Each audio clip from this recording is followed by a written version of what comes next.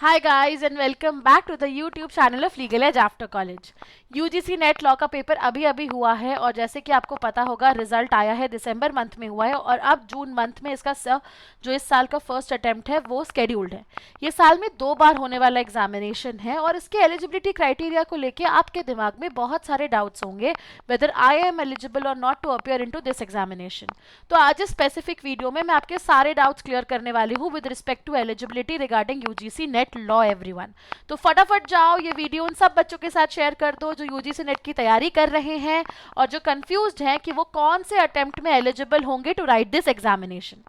सबसे पहले हम बात कर लेते हैं कि थ्रू यूजीसी नेट आप क्या क्या चीजें क्वालिफाई करते हो। तो करंटली यूजीसी नेट में हमारे पास 3 ऑप्शंस हैं, PhD only, assistant professor and junior research fellowship which is also known as JRF everyone. Right, अब इन तीनों का हम यूटिलिटी समझ लेते हैं। ठीक है, लास्ट ईयर से पहले तक यूजीसी नेट लॉ एग्जामिनेशन के थ्रू आप सिर्फ असिस्टेंट प्रोफेसर या JRF के लिए क्वालिफाई करते थे। लास्ट ईयर एक नया सेगमेंट इसमें इंट्रोड्यूस हुआ, that is PhD only. So once you complete your LLM उसके बाद आप पीएचडी परस्यू करते हो और आपको उसके लिए अलग अलग कॉलेजेस में अलग अलग सेपरेट रिटन एंट्रेंस टेस्ट देने पड़ते थे। लास्ट ईयर उसे कंसोलिडेट करते हुए एक सेगमेंट इसमें इंट्रोड्यूस हुआ विच इज पीएचडी ओनली। तो यदि आप पीएचडी ओनली क्वालिफाई करते हो तो आपको अलग अलग यूनिवर्सिटीज के रिटन टेस्ट देने की जरूरत नहीं है और आप अपने इसके स्कोर के बेसिस पे डायरेक्टली इंटरव्यू क्रैक करके किसी भी यूनिवर्सिटी के पीएचडी स्कॉलर बन सकते हो और अपनी पीएचडी स्टार्ट कर सकते हो। तो अब आपको सेपरेट टेस्ट देने की जरूरत नहीं है, आप एक टेस्ट के स्कोर के बेसिस के ऊपर किसी भी यूनिवर्सिटी में अप्लाई करके अपना पीएचडी जो है लॉ में कंडक्ट कर सकते हो।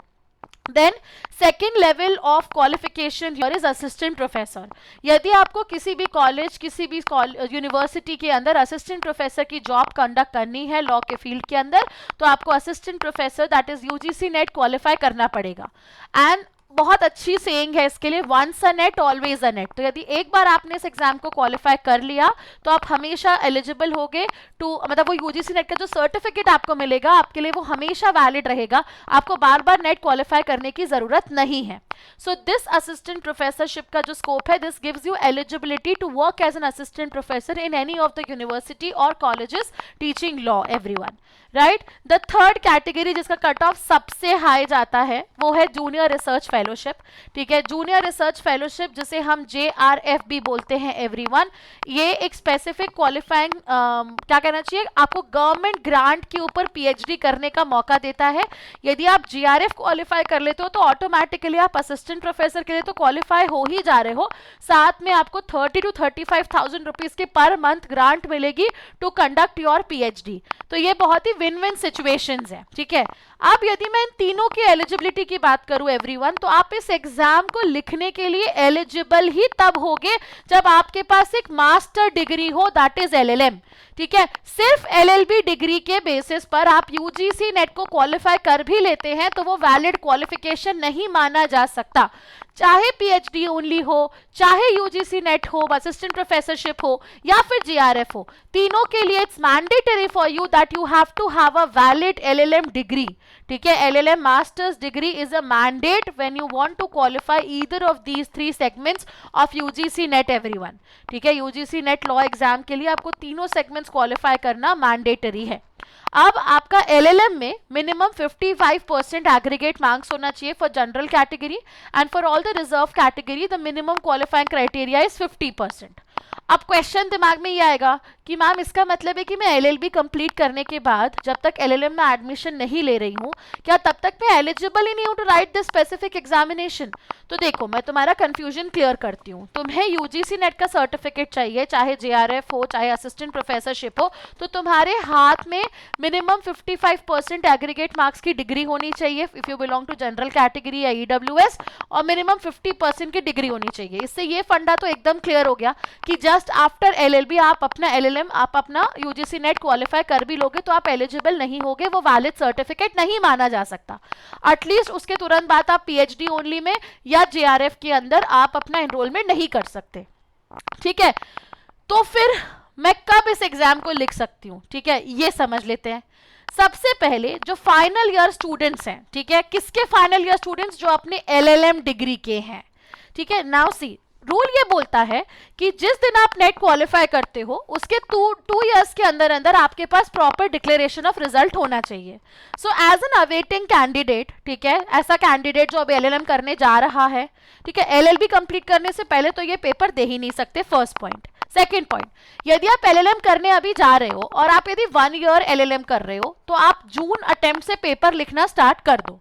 यदि आपने जून अटेम्प्ट असिस्टेंट प्रोफेसरशिप के लिए निकाल भी लिया तो भी आपके पास 2 साल का टाइम पीरियड है when you have to have a full flesh LLM degree, और वो अगले 1 साल में कंप्लीट हो ही जाएगी, प्रोवाइडेड कि आप अपना 50% का बेंचमार्क और 55% का बेंचमार्क रिस्पेक्टिव डिग्री अपनी कैटेगरीज के हिसाब से अचीव कर लेते हो. ठीक है, यदि आपने 50-55% अचीव कर लिया है तो आप डेफिनेटली एलिजिबल हो.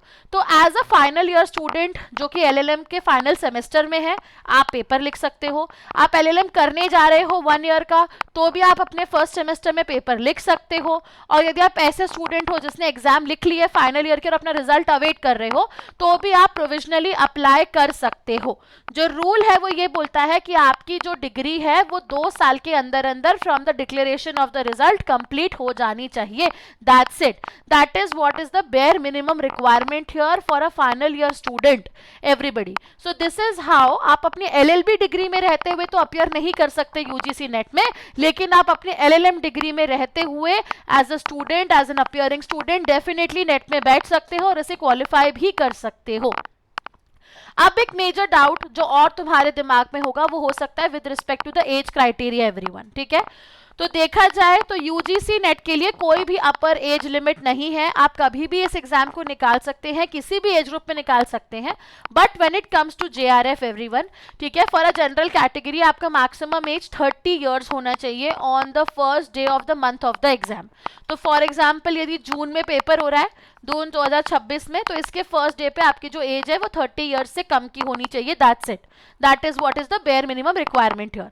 एक 5 साल का रिलैक्सेशन दिया गया है for SC ST OBC candidate and female candidates. ठीक है, उनके लिए जो मैक्सिमम एज है वो 35 years है. तो जो एज क्राइटेरिया है वो सिर्फ JRF के लिए है. ऐसा कोई भी एज क्राइटेरिया ना असिस्टेंट प्रोफेसरशिप के क्वालिफिकेशन में रिक्वायर्ड है, ना PhD ओनली के क्वालिफिकेशन में रिक्वायर्ड है. तो यदि आप 30 years क्रॉस भी कर चुके हो और अभी भी आप सपना देखते हो असिस्टेंट प्रोफेसर बनने का किसी भी कॉलेज में, तो जाओ फटाफट जूट अटेम्प्ट के लिए अपना फॉर्म भर दो और अपनी तैयारी स्टार्ट कर दो everyone. And if you are looking forward to a platform जहां पर आप अपनी प्रेपरेशन बहुत अच्छे से कंटिन्यू करना चाहते हो एग्जाम को लेके, तो जल्दी से टॉप रैंकर्स के पोर्टल पे जाओ एवरीबडी. ठीक है, यहां पर जाकर आपको specifically wait I will show you and navigate. आपको ऑनलाइन कोर्सेज पे क्लिक करना है, आपको लॉ PG में जाना है, आपको UGC नेट लॉ पे क्लिक करना है और आप हमारा कॉम्प्रिहेंसिव कोर्स यहाँ पे देख सकते हो for June cycle. Right, 5 Jan से लॉन्च हो गया है. इस मंथ भी हमारा नया कोर्स आएगा UGC नेट का.